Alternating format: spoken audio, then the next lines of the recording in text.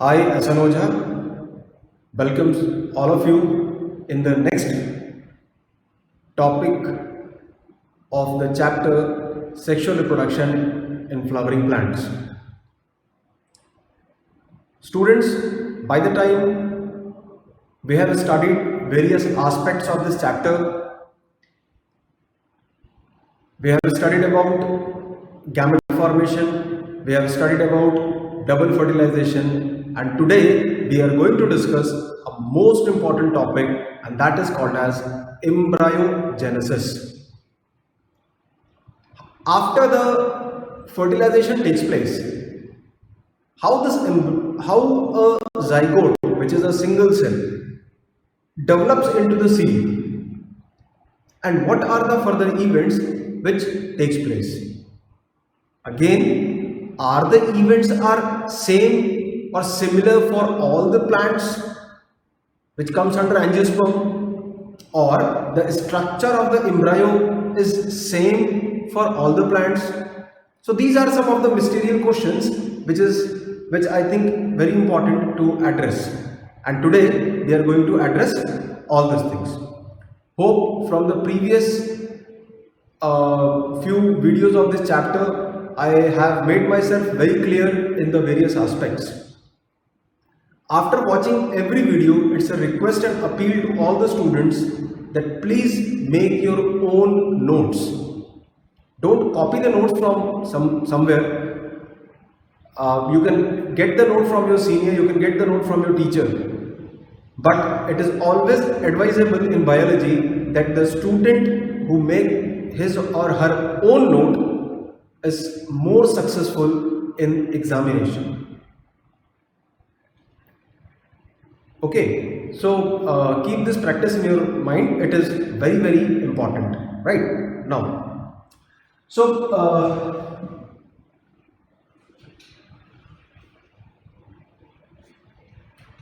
by the time we have already discussed about pre-fertilization event, which include microsporogenesis, which include megasporogenesis, and which include pollination.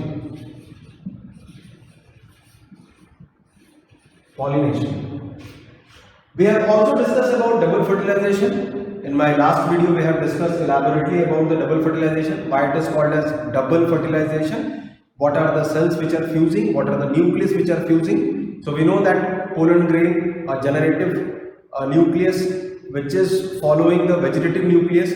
This generative nucleus is split into two nuclei, and one nucleus fuses with oosphere or egg to form a zygote which is diploid in nature, and second nucleus fuses with central cell which forms the endosperm. So that also we have discussed in our previous topic, and today we are going to deal with post-fertilization events. Post-fertilization events include four important topics, four important parameters, four important aspects which is given in your text. The first one is development of endosperm. Second one is embryo development. Endosperm, it is a nutritive tissue, and embryo is the result of a zygote formation. So in this we are going to discuss that how the endosperm, which is triploid in nature, which is the result of triple fusion, could able to form. Okay. In embryonic development or embryo development, also called as embryogeny, we are going to study about the zygote and how this zygote, which is diploid, is developed into a well-developed embryo. In class 11th, you all have studied that monocot embryo is structurally and bit functionally different from dicot embryo. That also we will highlight at the end of this topic. So these two topics we are going to cover today, that is development of endosperm and embryo development. But it also includes two more topics, that is development of a seed. When once the embryo is formed, this embryo develops into the seed, having a well proper seed coat and all the accessory structures. So that we will discuss in my next video lecture. And development of fruit. Then how these fruits are formed, what are the types of fruit, and some special terms of apomixis and parthenocarpy. All these things we are going to discuss in the next lecture. So let us start today's topic, which is events of post-fertilization, and in that we are going to discuss about development of endosperm and embryo development. Okay. Before starting both the topics, let's have a small look at the structure of embryo sac before fertilization and after fertilization. I would like to start my today's topic from here only. Before fertilization, we know, suppose this is, and this is the embryo sac, and this embryo sac has two ends. The upper one is the chalazar end, and the lower one is the micropylar end. The chalazar end has antipodal cells, 1, 2, 3, 3 antipodal cells are there. The micropylar end has an egg, as you can see, the largest cell of embryo sac, which is again accompanied by two synergids. And these two synergids have some finger-like projections, which is called as filiform apparatus. Okay, and in the center, it is the central cell. This is the central cell having two polar nuclei. Okay, so this is what is the structure of an embryo sac before fertilization. Just after fertilization, there are some changes. What are the changes? Let's observe that. Here, both diagrams are taken from NCERT. So I would like to define here the poles. As you can see, this is the chalazar pole and this is the micropylar pole. Here the micropylar pole is this one, and chalazar pole is this one. This is the chalazar pole.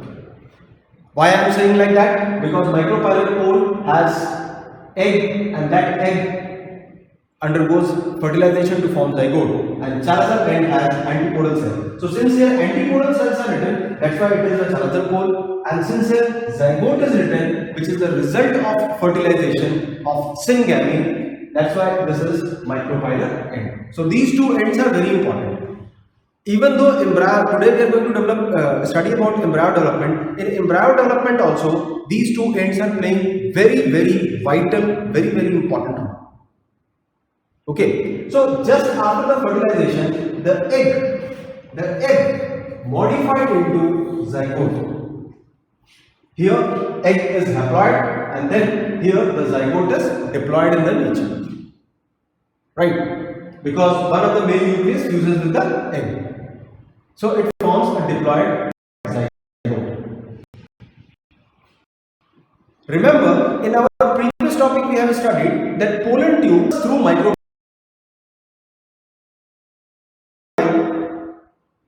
and enters through the micropyle synergids. The synergid guide the once the pollen tube enters into the nucleus, then vegetative nucleus get degenerated, that we have studied already, and at the same time slowly the synergids also started degenerating. So whatever healthy synergids you can see here with all the filiform apparatus, these synergids start to be degenerating because they don't have any further function, right? So then at the antipodal end, that is at the chalazar end, we can see that antipodal cells are also degenerating. Antipodal cells start shrinking. Okay, and once they slowly get, okay. And the third event, major event, that is fusion and the cell. Here, the cell is N plus N primary endosperm nucleus. That is triploid and also called as primary endosperm nucleus. Okay, so this, why I am drawing these two diagrams, because in examination be very specific and read the question twice before answering. The question can be drafted that draw a structure, well-labeled structure of embryo sac before fertilization and after fertilization. So before fertilization, the structure of embryo sac is something like this. You will draw all the components, you will write all the components here. And after fertilization, it changes. So we have to mention all these components. Okay, so don't confuse in that. This is just before fertilization and that this is after fertilization. Okay, and these are some of the changes. Again, I am recapping. The egg haploid, the diploid zygote, the antipodal cells degenerates. Antipodal cells degenerates. The central cell with polar nuclei converts into primary endosperm nuclei. Here it is n plus n and here it is 3n. So this primary endosperm nucleus going to develop into endosperm, which is triploid in nature for angiosperms, and this zygote is going to develop into embryo, which is diploid in nature. Okay, now let us go both of this mechanism very minutely. The first step in embryogenesis or embryogeny is development of endosperm. In most of the angiosperms, the endosperm development preceded, that is, takes place previously than the zygote development or embryo development.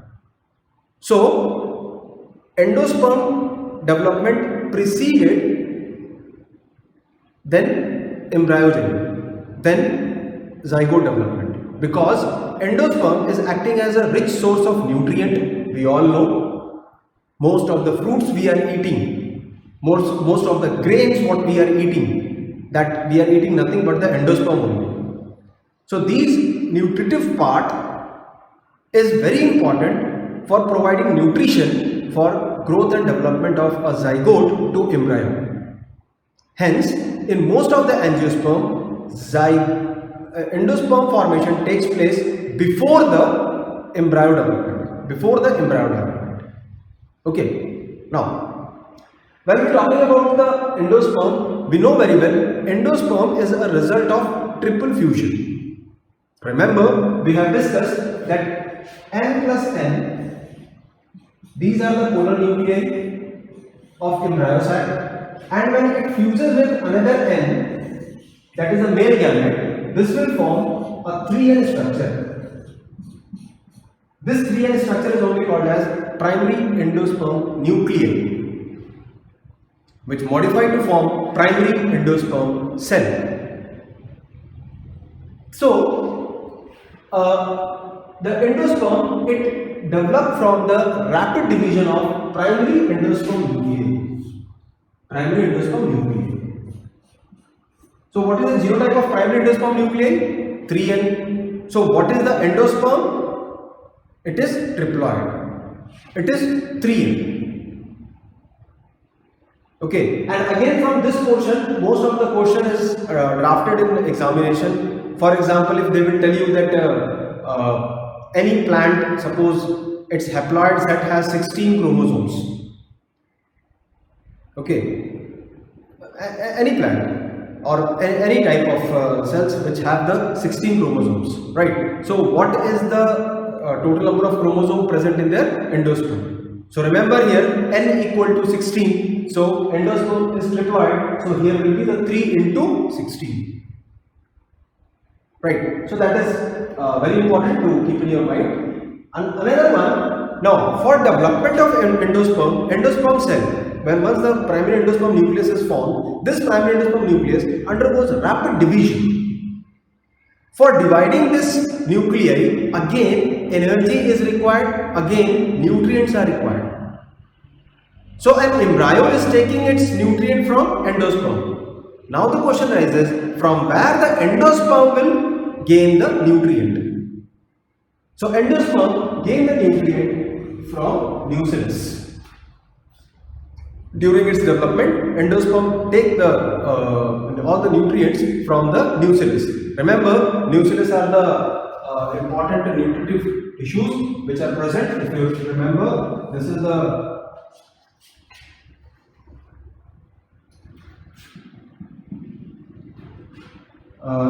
embryo sac, and this embryo sac is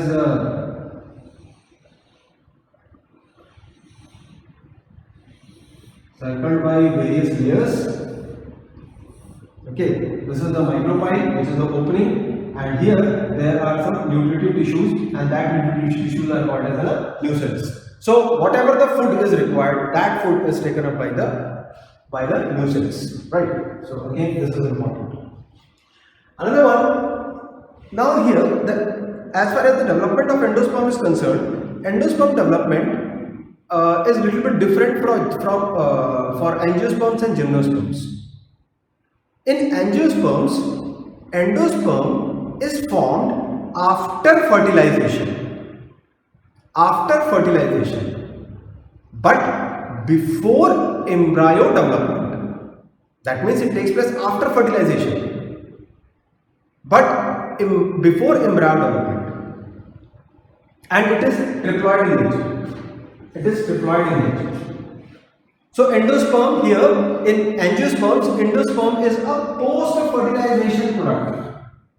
Post-fertilized product. After fertilization, then only the endosperm formation start to begin due to the formation of primary endosperm nuclei. But in most of the gymnosperms, it is a pre-fertilization product. That is, before the formation of an embryo or before the fertilization, the endosperm keep on formed. Okay, and in gymnosperm, it is gametophytic, that is, it is haploid.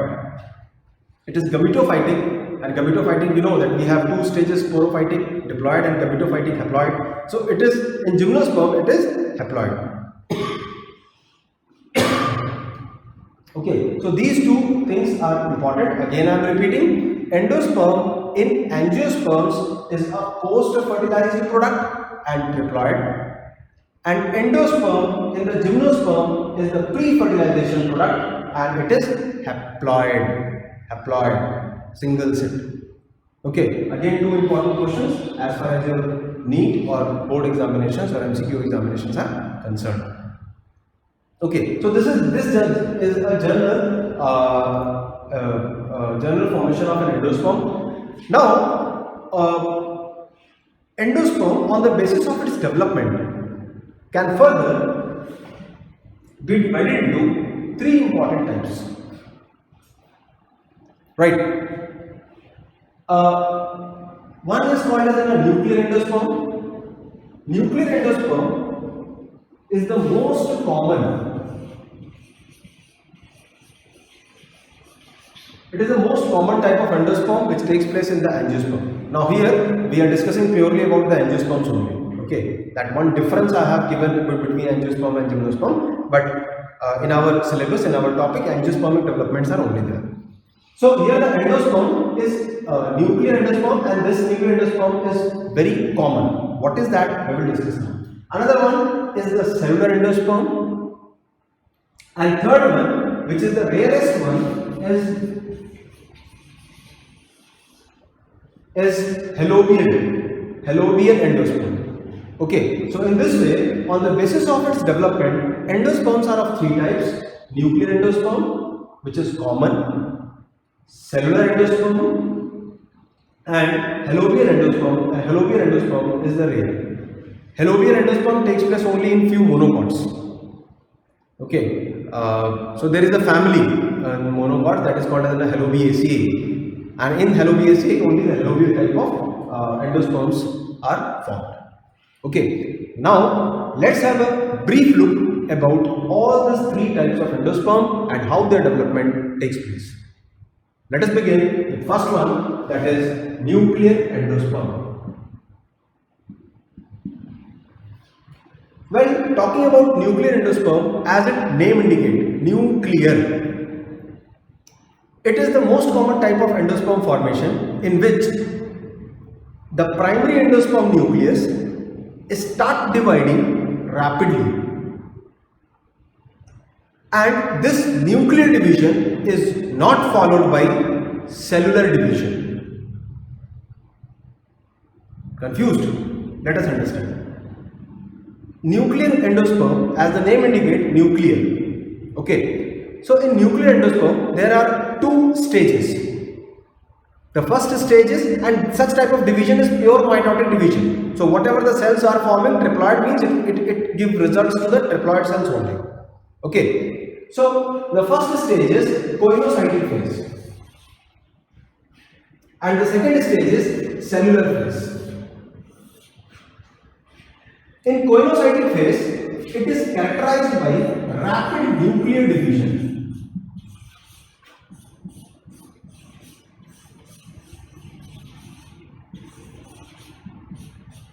Rapid nuclear division. So the primary endosperm nucleus undergoes rapid mitosis, and as a result of this rapid mitosis, it forms the nucleus. Nuclear division. That is called as a coinocytic phase, or karyokinesis takes place.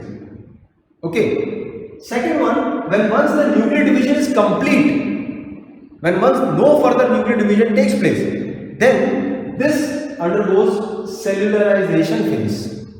Cellularization phase, which is the second phase. Okay, so after the division of the nucleus, the cell wall start forming. Let us understand more with this given diagram. So as you can see here, this is the zygote or embryo, and if the embryo and zygote is present here, so this will be definitely the micropylar end, and this will be definitely the chalaza end.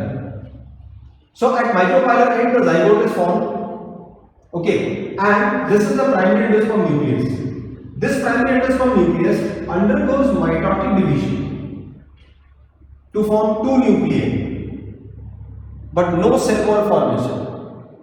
This nuclei undergoes again mitotic division and rapid mitotic division to form various nuclei. They will further form when once all the nuclei are formed.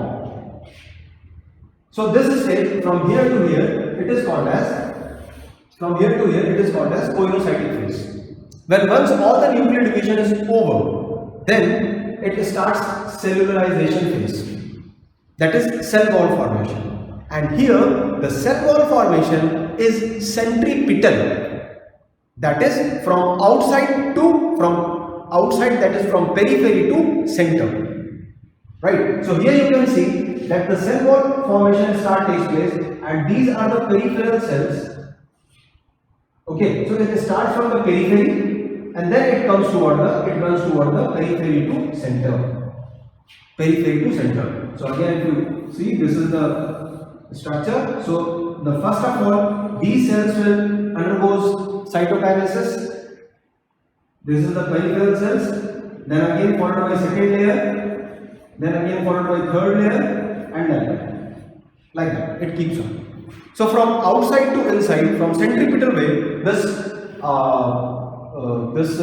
cells are the cell division takes place. Okay.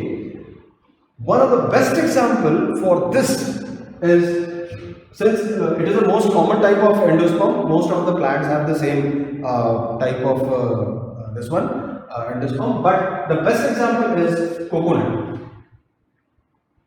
If you see the structure of a coconut externally has a hard stony layer. It is a tough covering, that is a stony layer. And after that you will find a white kernel. And inside that you will find here a liquid. So this liquid is nuclear endosperm. It is nothing more than the nucleus. Okay, so it is a liquid endosperm which is a nuclear endosperm, and the kernel, it is the cellular endosperm. So when once the coconut formation takes place, in coconut when once the fruit formation takes place, here this is the axis of embryo, here the embryo is present, and first of all it is completely watery, that is also used to drink and called as a tender coconut milk. It is highly nutritive, Tender coconut milk provide us various types of vitamins, minerals, proteins, and some starch also, some good food component, energy component also. So tender coconut milk water is very important. So that previously it was completely water, but with the passing of time, with the maturation, the canal, the white canal formation start taking place from periphery to center, from periphery to center. Okay. Now, if you remember, whenever your mother or father, or either of the parent, purchase a coconut, so how they check whether the coconut is fresh or not? Okay, suppose they have purchased a coconut, then they used to shake it. Okay, and then listen the watery noise, right? Because more the water, more will be the nuclear endosperm, and coconut is fresh.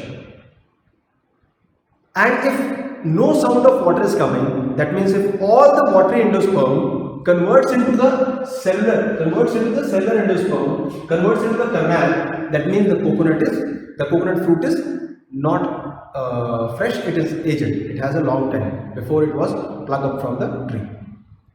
Okay, so this is what is called as the first type, that is called as nuclear endosperm. Again I am repeating, it has two stages: coinocytic stage, which is characterized by rapid nuclear division. Here the divisions are mitotic, which is not followed by cell wall formation. Second one is cellular phase. The cellular phase is cell wall phase. Cell wall formation start taking place from outside, from periphery to center. That's why it is termed as centripetal. Centripetal in its origin. Right. And the example is coconut. White canal is solid endosperm, and the watery fluid which is present is the nuclear endosperm. Right? Okay. Now let us proceed further. The second one is cellular endosperm. Cellular endosperm is a simple type of endosperm. As we know, in the normal cell division, after every nuclear division, the cell cytokinesis takes place, the cell wall formation takes place. So here also it is very simple. Here again, this is the zygote or an embryo. So here, once the nucleus divides, the nuclear division is followed by a cell wall formation, and one cell divided to the two cells. Again it undergoes mitosis. Here also it is mitosis.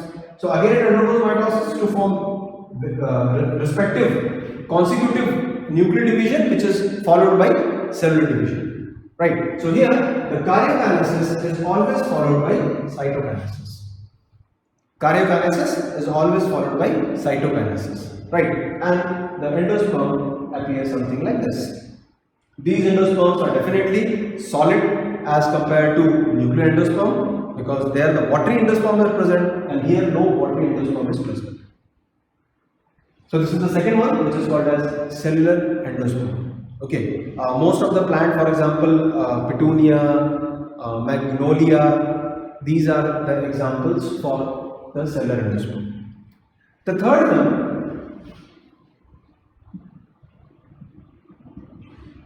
one and the rarest type of endosperm is halobial type of endosperm.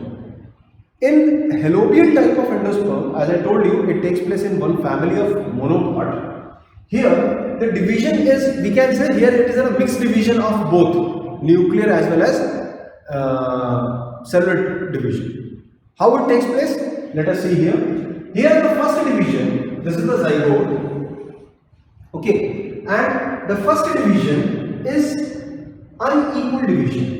The first division is cellular type, which form two unequal chambers. Okay, so first division, nucleus divides. As you can see here, nucleus divides, and this two chambers of embryo sac divides unequally, ununiformly. One is the larger chamber, and this larger chamber is toward micropylar end. Why I am writing here micropyle? Because zygote is present. And another one is Chalazar chamber, and this Chalazar chamber is very small, as you can see here. So this is the line of partition. So here one is the large chamber with one nuclei, and another one is the small chamber with small nuclei. Now, then the subsequent free nuclear type of division takes place in both the channels. Okay, the subsequent free nuclear division takes place at both the channels. But here the nuclear division is little bit non-synchronous. That is, the nuclear division is rapid at micropinal end. Here it is rapid, very fast, and it is very slow. It is very slow at the another pole, that is at the chalazar end. Okay, so as a result, the endosperm is developed here, right? And then it is start after nuclear division. Again, it undergoes, this portion will completely act as a nuclear division. So once the nuclear division is over, then the cytokinesis is followed, and again the cytokinesis is peripheral, that is from inside, from center. Okay, so again I am repeating, fallopian type of endosperm, the first division is simple mitotic division and simple cellular division, in which two unequal chambers are formed. The topmost chamber is micropinal chamber, which is large, and the chalazar chamber, which is toward chalazar end, is small. The nuclei of micropinal chamber undergoes rapid mitotic division, and chalazar chamber, the division is very slow. After the completion of the nuclear division, free nuclear division, it start the formation of cytokinesis, and cell wall formation start to begin, and then it gives you the complete endosperm. Okay, so these are the three important types of division, the types of endosperm on the basis of origin. Okay. Well,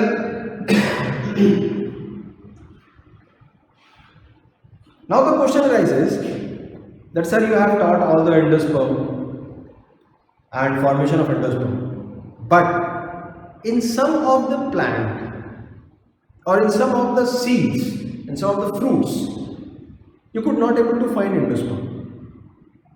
So what does this mean? In such type of plant, endosperm formation does not take place, or if it takes place, where the endosperm goes. So endosperm has two fates. Endosperm formation, once the endosperm formation takes place, which is the nutritive reservoir for growing and developing embryo, then two things takes place, and on the basis of that, the seeds are of two types.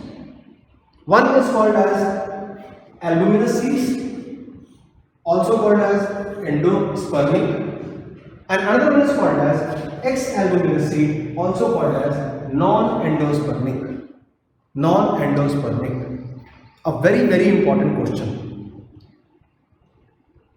So, first one is, let us talk about. So, endosperm has two fates.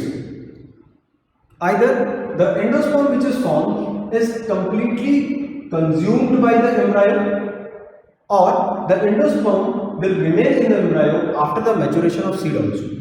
So on the basis of that, there are two parts, albuminous endosperm and ex-albuminous or non-endosperm. The albuminous endosperm, the albuminous seeds are those seeds in which endosperm retain after the growth and development of the embryo also. Okay, so here the plant food reserve present in endosperm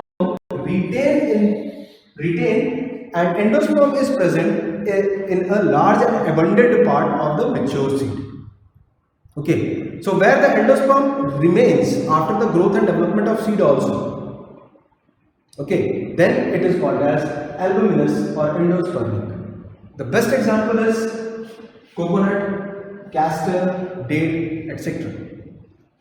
In coconut, we have find that after the growth of embryo also, liquid endosperm retains or solid endosperm retain. In castor also the same thing happens. Okay. Another one is ex-albuminous, that is non-endospermic. in this type of endosperm, in this type of seeds, the endosperm is completely consumed by the embryo. During the growth phase of embryo, embryo completely consumes endosperm. As a result, in mature seed, you could not able to find any endospermic part, or if it is present only in the remnant part. So best example is again pea, beans, sunflower, etc. So this question is very important. So many times in board examination it has been asked that how a castor seed is different from a pea. Either this difference can come directly, or they can modify the question also, because these two examples are very important, castor and pea. So how a castor seed is different from pea? That in castor seed, endosperm retain after the growth of embryo, and it is called as albuminous. And in pea seed, the endosperm is completely consumed after the growth of embryo, and hence it is called as ex-albuminous or non-endospermic. So I think these two differences are clear to you, and this is about the endosperm formation, types of endosperm and fate of endosperm. Now let us move further for our next topic, and that is embryogeny. We are going to study the embryogeny in monocot and dicot separately, and then we are just comparing the embryo of a monocot and a dicot. Well, embryogeny, as far as is concerned, for angiospermic embryogeny, two terms are very important. First one is, it is meroblastic. Meroblastic means what? It is a part of a zygote. That is the zygote. Now again, if you remember, this is the endosperm. Here there is a now zygote. These are the synergids or degenerated synergids. Endosperm is completely filled here, because as I told you that endosperm formation preceded over the embryo formation. So endosperm formation is completed. Now this zygote is undergoing, this zygote undergoes rapid mitotic division. And as a result, the zygote is diploid. This diploid is going to form all the diploid cells. So rapid mitotic division, and hence here the embryo is termed as meroblastic. And second important characteristic is endoscopic. Endoscopic means what? The embryo formation takes place inside or to the center of the embryo cell. How? Let us see here. If suppose this is the zygote,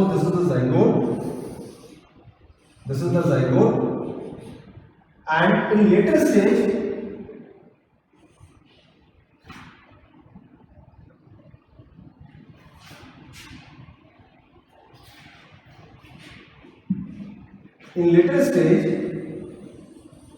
we will find that the embryo is present in the center. Here what happened? There is a cell which is called as suspensor cell, and this part is called as an embryo. So embryo is present at the center, and it draws its nutrient through the suspensor cells. What are these suspensor cells? We will discuss in a short while. Right. Now let us see that how the embryo formation takes place in zygote. Embryo formation or embryogeny for zygote and for dicot plants and monocot plants are little bit different, as the structure of embryo is different. The structure of embryo of zygote and monocot you have already studied in class 11th. There was a very good difference in NCERT. Okay, and now we are going to study about the division. Okay, now Whenever we are talking about embryogeny in dicot plant, now let us understand this diagram again is taken from your NCERT. This is the first part that is called as a zygote. When once the zygote is formed, this zygote undergoes a transverse division. As you can see, this zygote undergoes transverse division. Okay, and it forms two cells. One is called as basal cell and another one is called as apical cell. Basal cell is present toward micropylar end. Okay, so for example, if I am seeing this zygote undergoes two division, right? This is this is chalazal end. So here there are two cells. This cell is called as basal cell and this cell is termed as apical cell. Apical cell. Basal cells are always formed toward micropylar and apical cells are always formed toward chalazoid. Then there are two different. The first division is transverse. As a result, one zygote is split into two cells. Two cell stages. After that, here basal and apical cell both undergoes division but in a different plane. The basal cell, as you can see here, the basal cell undergoes transverse division. It undergoes transverse division. And due to this transverse division, it forms a long stalk. As a result, the embryo which is present toward the micropylar end is pushed inside. Okay, it forms one enlarged cell. This enlarged cell is called as hausteria.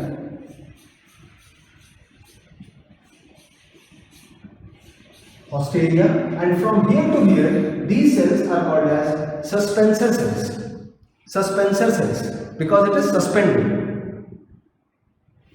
So this division is completely transverse division. Okay, another division which is formed by apical cell, which is going to form the main embryo. This apical cell undergoes division or undergoes periclinical division or longitudinal division.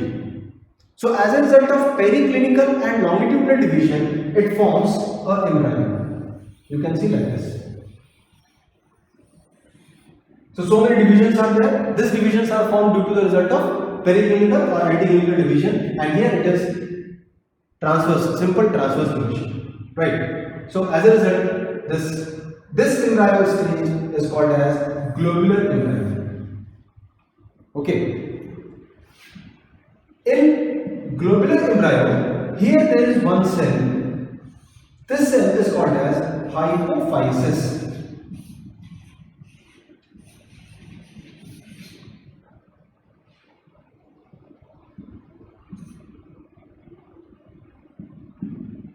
Hypophysis. And this hypophysis cell, this is the hypophysis cell.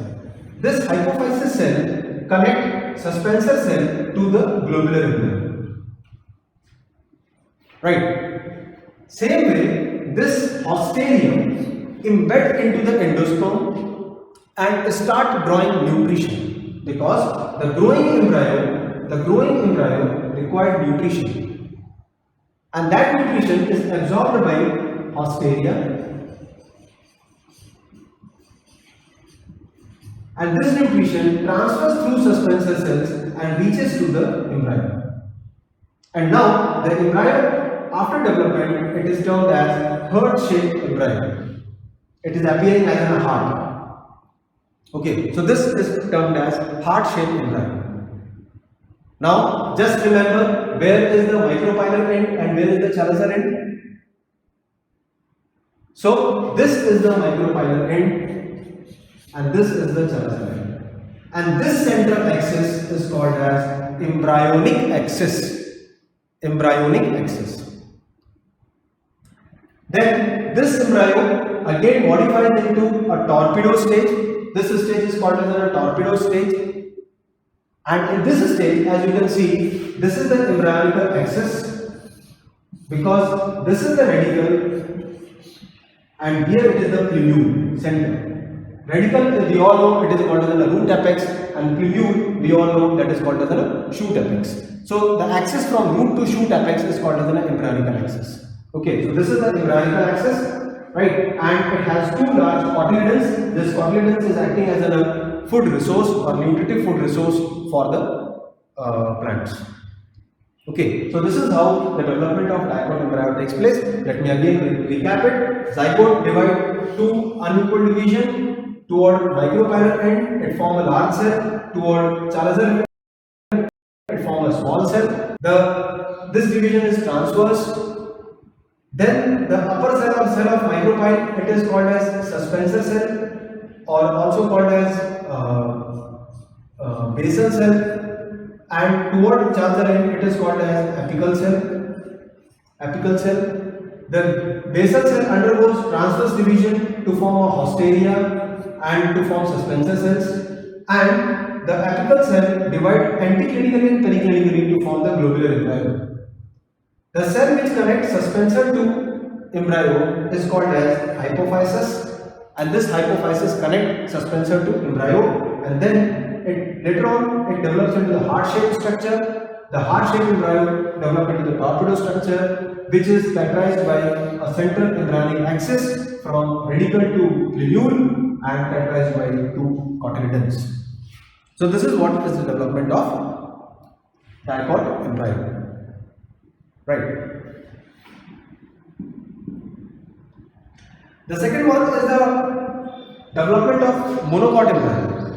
The development of monocot embryo is somehow same as of diploid embryo. So here also, this is the oosphere, as you can see. This oosphere again divided into two cells.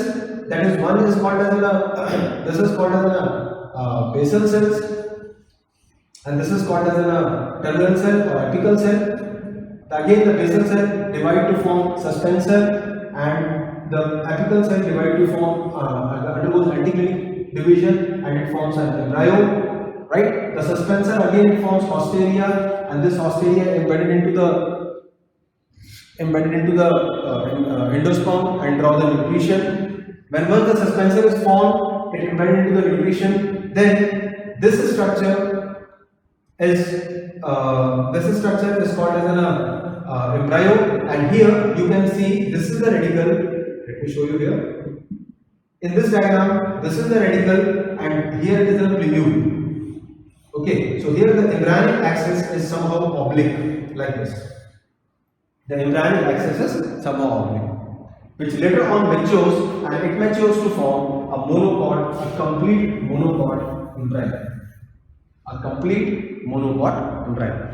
So in early stages, the division of monocot and dicot both are same, and after that, as per the differentiation of the cell, the embryo up to globular stage, you can see up to globular stage both monocot and dicot, both embryos are same. But after globular stage, heart-shaped stage is achieved by dicot, and normal globular stage is achieved by the monocots. And then, as per their function, the both embryos get differentiated.